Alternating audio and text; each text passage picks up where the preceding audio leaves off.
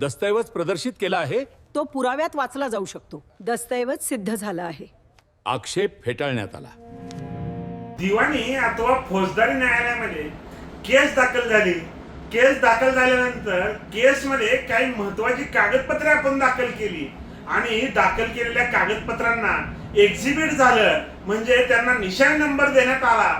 म्हणजे तो कागद खरा आहे का अथवा खरा समजला जातो का, तो पुराव्यात वाचला जातो का, या संदर्भात आपण आज एक माननीय सर्वोच्च न्यायालयाची केस पाहणार आहोत.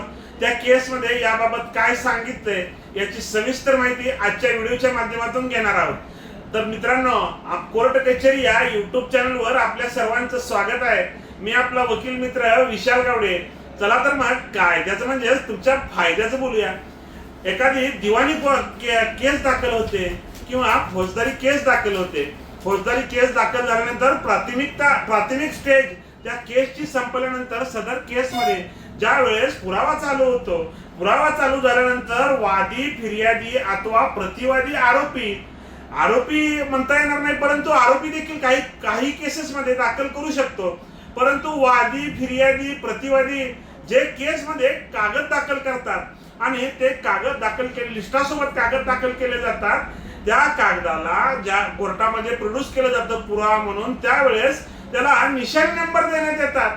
निशाणी नंबर दिले म्हणजे तो कागद खरा समजला जातो का, त्या कागदावर विश्वास ठेवला जातो का. तर मित्रांनो, काही कागद अशा आहेत की बाबा सातबारा उतारा म्हणजे पब्लिक डॉक्युमेंट, जे पब्लिक डॉक्युमेंट आहेत ना, त्या पब्लिक डॉक्युमेंटला एक्झिबिट देण्यासाठी अथवा तपासण्यासाठी कुणाची साक्ष घेणं अथवा पुरावा देणं गरजेचं नाही, कारण पब्लिक डॉक्युमेंट असल्या कारणानं त्याला निशाणी नंबर देण्यात येतो.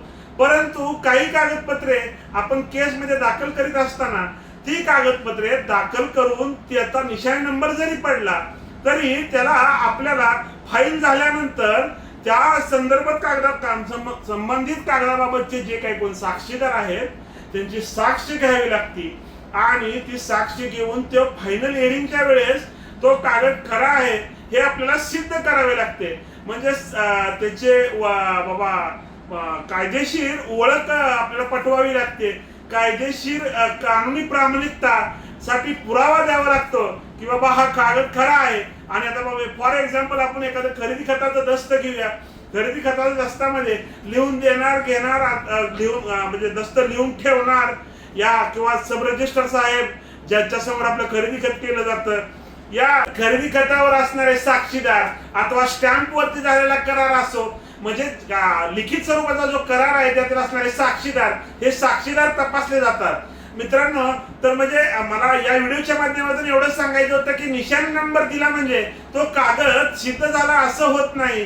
तर त्या कागद सिद्ध करण्यासाठी या जे आता उदाहरण घेतलं आपण खरेदी खताबाबतचं, तर त्याच्यातले साक्षीदार हे तपासणं आणि तो कागद सिद्ध करावा लागतो. असं माननीय सर्वोच्च न्यायालयाने दिलेल्या या केसचं निकालाचं नाव आहे, त्या केसचं नाव आहे की Sudhir engineering company versus Nitco private limited. मित्रांनो, अशाच प्रकारची नवनवीन कायदेविषयक माहिती जाणून घेण्यासाठी अद्याप तुम्ही जर आमच्या कोर्ट कचेरी या युट्यूब चॅनलला सबस्क्राईब केलं नसेल तर सबस्क्राईब करा. त्यासोबतच कोर्ट कचेरी ऑफिशियल इंस्टाग्राम व कोर्ट कचेरी ऑफिशियल फेसबुक पेजला फॉलो जरूर करा. धन्यवाद. हे दस्तऐवज पुराव्यासाठी सादर केले जाऊ शकते. दस्तऐवज सिद्ध सिद्ध झाले आहे. आक्षेप फेटाळण्यात आला.